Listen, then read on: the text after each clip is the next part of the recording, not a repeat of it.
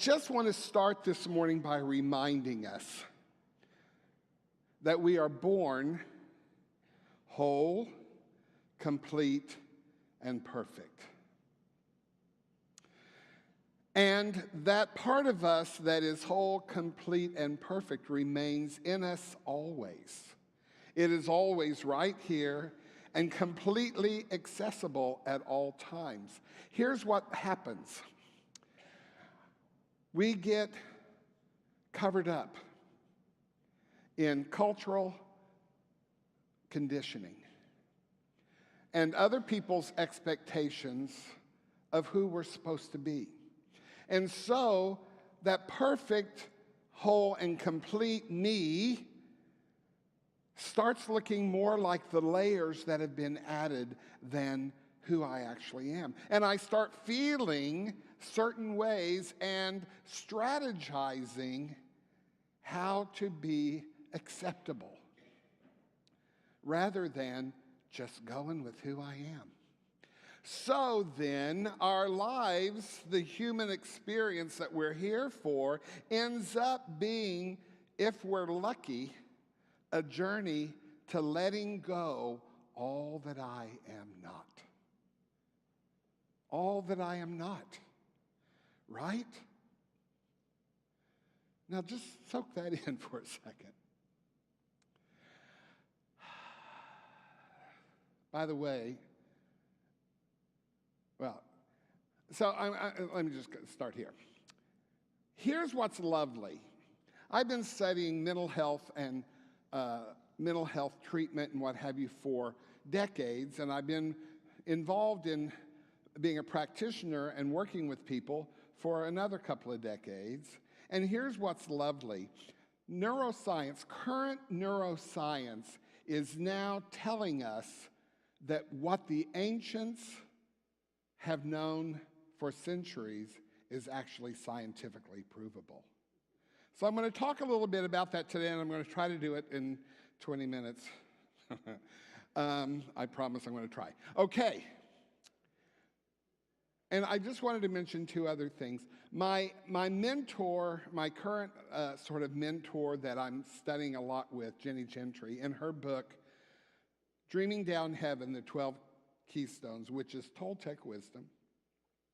One of those keystones is patience is the fastest way to authenticity.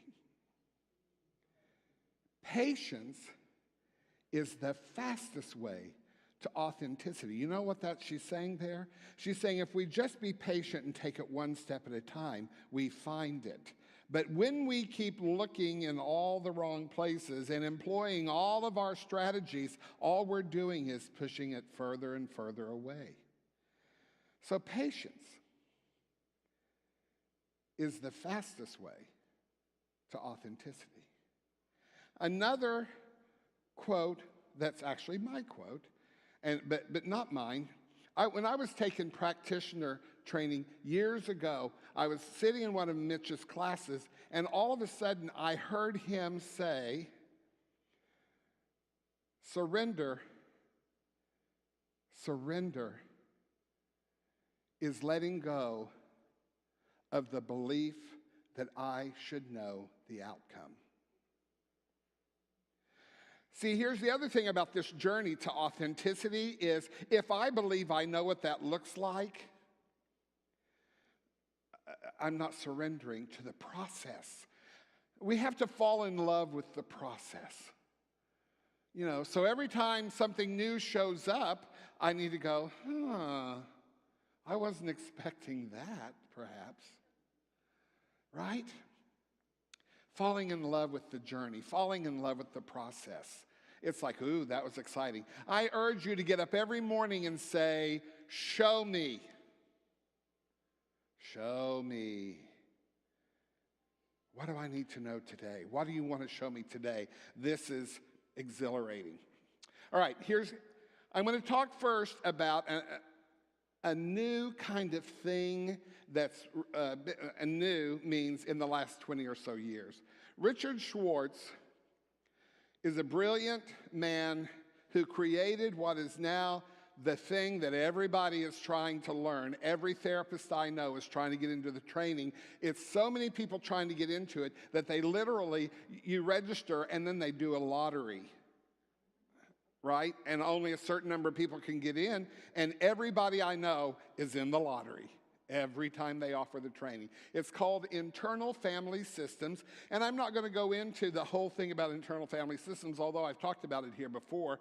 But internal family systems says there is an authentic self, and he calls it self-energy. And then there are all these parts that we create because of cultural conditioning and other people's expectations, and they show up as us, and it's some of the faces we present to the world, trying to keep us safe, aware, belonging, and worthy. And of course, those are the 4 attributes of self-energy. But here are some other things. I want to give you 8 words that I want you to consider as for everything else I'm talking about, because this is what self-energy really consists of. The 8 C's. Are you ready? Here they come. Compassion.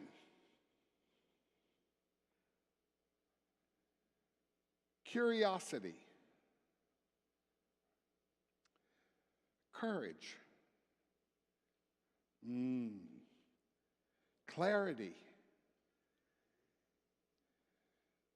Creativity. Connection. Confidence. And calm. Ooh, I don't know about you.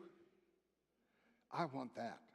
I want those 8 things going on in my life as much as possible. I want to bring myself back to the me that is always those 8 things. Now imagine that, people. Imagine it. Compassionate. By the way, all of these start inward. So when I'm talking about compassion, I might be talking about compassion to you, yes, but it starts with compassion for me. Oh, wonderful me. Love you, Gregory.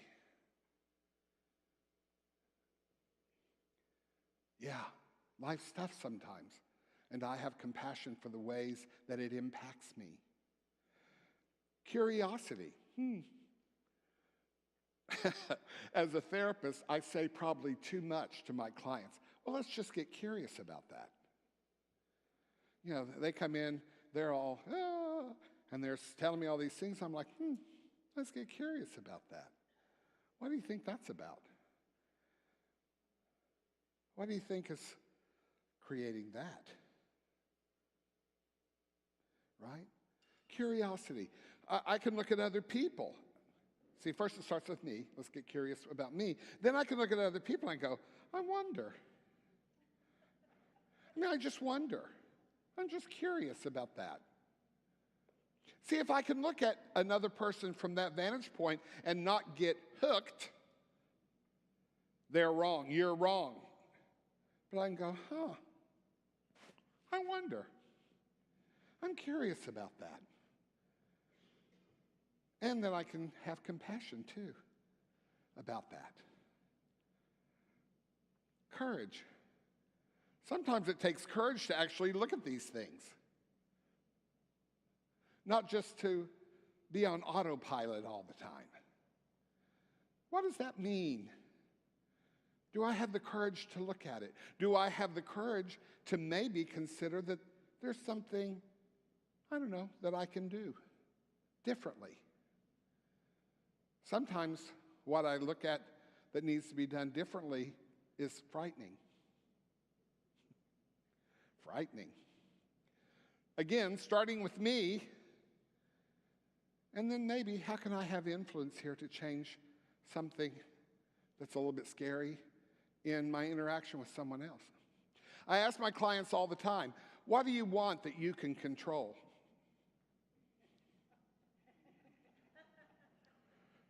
They'll say, I want my marriage to be happy. What part of that is yours? What part of it isn't yours? And how do you let go of the part that's not yours? That takes courage. Clarity. Let's get clear about something. Not from my own understanding, because I certainly have a strategy and I certainly have a mindset. What if I ask for divine clarity? To ask for divine clarity begins with knowing I might not be right. I might not be right. What I'm thinking may not be true. But can I trust that if I ask Spirit to make it clear to me that it will? Surrender. Letting go.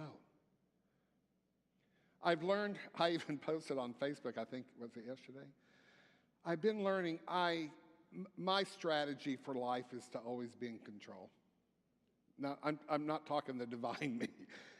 My human part, because of my childhood, and I could go on and on about all that, but my strategy became always be in control. So even when I get up here and talk, you need to understand that there's an element of I'm in control. My husband says I'd live my life on stage if I could. Because you know why? I'm never more in control in my life than right now. You're all sitting out there listening to me. You're paying to listen to me. Right? I'm in control. But I've learned, because I want to be this person. And when I go inside, I have to say, and I could be wrong. And it will be okay to be wrong. I am brave enough to be wrong. Yeah. Clarity requires me to be willing to be wrong. And to find a new truth. Clarity. Creativity. See, it leads into that. Creativity. I'm wrong. What would it look like to be right? Let's get creative. See, as long as I'm dead set on my position, I can't even consider something different that might be better. Let's get creative here. With myself first, again, and then maybe in my interactions with other people. What would it look like for us to get creative? What would it look like for both of us to find our divine self and then work from there to a resolution, a solution, an interaction? Creative. Connection. Oh. Connection with what? Well, first I have to recognize my connection with my authentic self and the fact that my authentic self is always, always, always connected to that which is greater than me. So I'm back to one of my favorite lines in the entire universe. It gives me such comfort I can barely stand it. I'm it, but not all of it.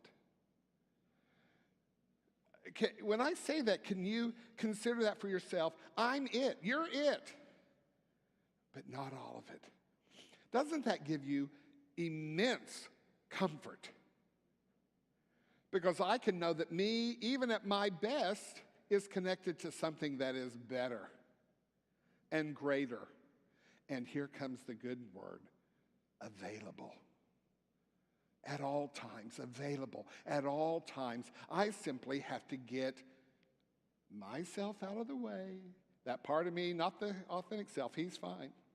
But that part of me that wants to be living in the human experience, I just have to get him out of the way. And by the way, usually if I take that breath and I come right here and I live in what the Buddhists call the sacred pause, connection, instant. And then I can know that something that is me but greater than me is now available to me. And so whatever is troubling me, or whatever is troubling in an interaction with someone else, I can know that, by the way, I am it, but not all of it, and so is Denise. And so is Lyman. And so, look, I love Ania. I'm it, and not all of it. Lavania is it, and not all of it. So see, that's how I can be open even to this creative process with another person. It's how I can be compassionate with this other person. It's how all of these things is because I'm it, but not all of it. I'm connected. Listen, we are connected. And so when I'm having a difficult encounter with someone else, if I can first find compassion for them, let's go back over the words. Curiosity, creativity, and connection. Whew. Now we got a solution. Because we're allowing it, but not, that is me, but not all of it to come through. Okay, I'm going to move forward. Now here's a word, confidence. I'm going to be honest with you. Ever so often, someone will say, Gregory, I don't know, you seem a little bit arrogant. I know, not me. And I have to stop for a moment and go, what would it look like to let go of my own sense of personal importance, but know there is a difference between arrogance and confidence. Confidence is that part of me that says, yes, I am plugged in. And I'm unwavering, and I'm also unapologetic. See, when it's spirit, I'm never going to apologize for that. Yeah, I'm confident of some things. There are things that I'm like everybody else. Now and then I've got to go, I'm going to have to let go of that because that's showing up as arrogant. But confidence, I want to live there. I want to live there. And then the last one of those 8 C's is calm, which is the point. Do we get that? That the point of all of this is I just want to be calm. I just don't want to be living in anxiety. I don't want to be living in frustration. I don't want to be living in dysregulation, activation. I don't want to live there. I lived way too much of my life there. By the way, thinking it was energy. You know, some of us are adrenaline addicts. True story. You know how you can know that? When you get mad about something, and you feel that, and then the next time someone says, well, how's your day going? I tell this story and I feel the same way, just so you know. That's adrenaline addiction. Every time I tell the story, I get the same feeling, and it is hormonal, it is chemical, and I'm addicted to it. I run late. I actually don't. But people run late because they love what it feels like to be rushed. People wait until the night before to do their homework because they love how it feels. I'm telling you, think about these things. Just notice, yeah, I love that feeling. You know, I can drink coffee, but I can also get adrenaline. Yeah, calm. Ooh, back to that breath. And if I'm aware, and I need to be, then the first thing I'm going to notice is that breath, and this is science, there's research to back it up. The breath is the fastest way to this place. Right here. I work with people all day who are dealing with such overwhelming anxiety and substance use, because they use substance to try to deal with the anxiety and what have you. And we teach them, it's the first thing we teach them, learn how to breathe.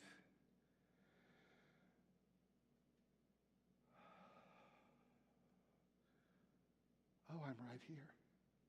I'm right here. Now, here come the next part, because I got to hurry. 5 P's.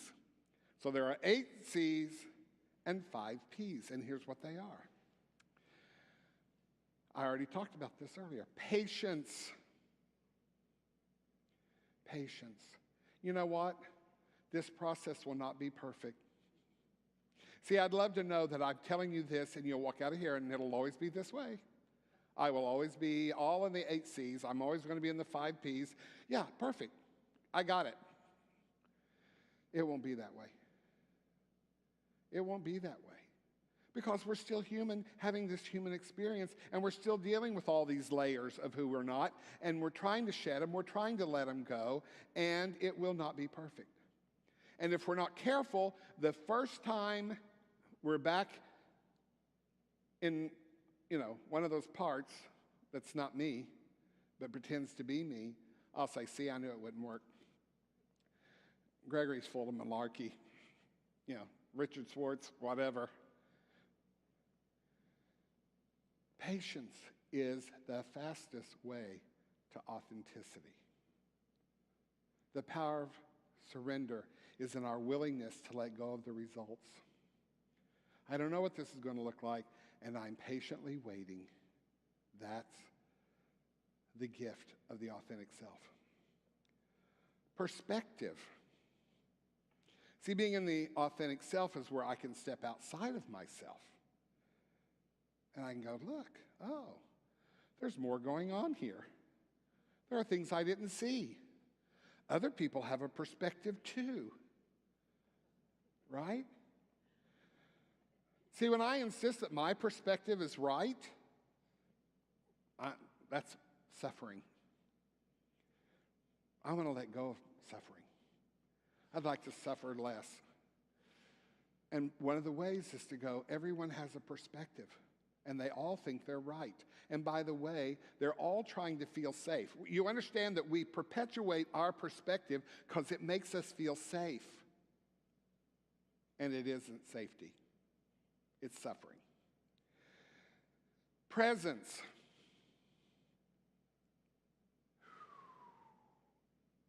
I'm here. I'm here right now. Thich Nhat Hanh, Vietnamese Buddhist, says, anxiety, the illness of our time, is largely due to our inability to remain in the present moment. Feeling anxious? Breath. Get present. And then you get to go, no, wait a minute. What's really going on? What's really going on here, now? I'll say to the clients, someone will be activated, and they're coming in with this energy, and I'll say, where are you right now? I'm in this room. Oh, with who? With you. Are you safe in this moment? Do you feel safe in this moment to just be here in yourself? And they'll say, hang on, I'm getting there. Okay.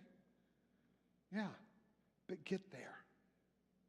And live there as much as possible. I'm in this moment. I'm not in the past and what has not gone well. I am not in the future and what I'm afraid won't go well. I'm right here, right now, and everything is just fine.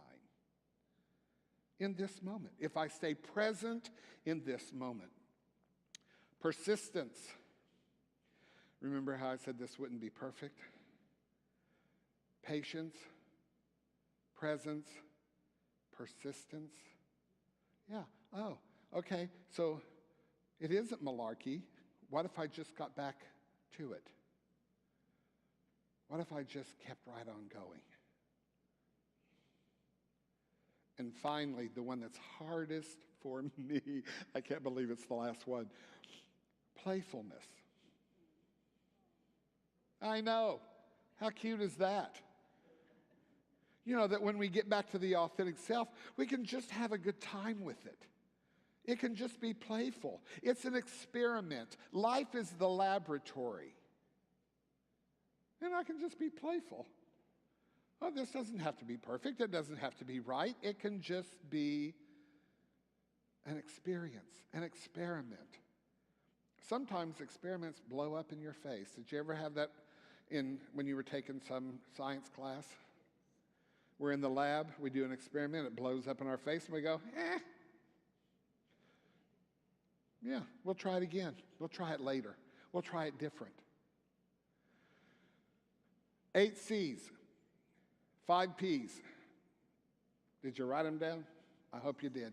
If you didn't, the graphic will be up on my website later today when I figure out how to do it. But